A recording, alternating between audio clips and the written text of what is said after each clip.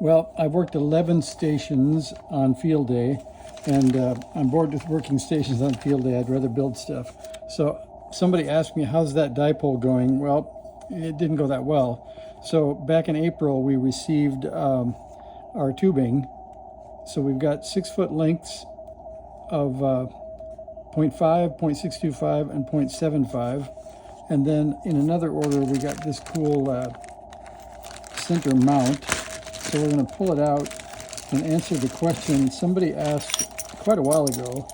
Didn't you buy the wrong size tubing, or did you buy the wrong size center mount? So let's see if I did one of the two.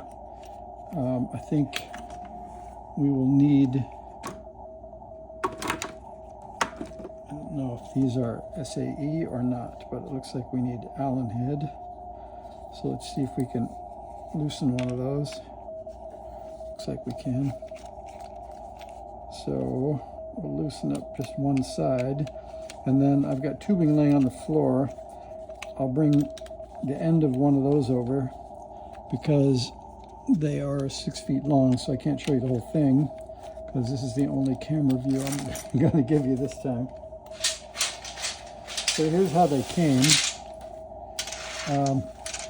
They came the 2 large and the 2 medium, and then you can see the small is inside of the large in both cases. So I think for tonight's action, we only need to make sure that the largest piece, which is the 0.75, actually fits this. So let's see if that happens. So open this up a little more.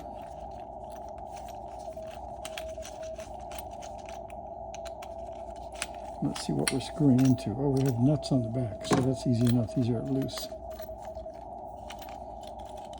So we'll get them backed up a little bit, and then you can see we can lift them. So if we're lucky, one of these will fit inside. And it seems to. So I think the answer is the mount might be slightly smaller than it needs to be, but let's see how it fits the curvature of the tube. So if we tighten that just finger tight,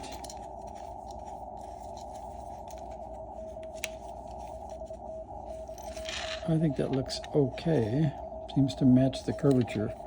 So part of the reason for this is during field day, I have a 40 meter and 20 meter common feed dipole up there.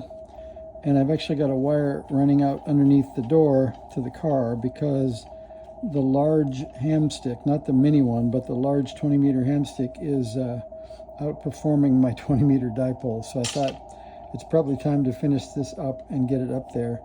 So it looks like that part is going to be pretty clean. So we'll only have to come up with what we're going to do to drill and mount the center connector. And then, let's see, this is the small. And let's see, and you guys can do the math. We have 3 6-foot pieces. And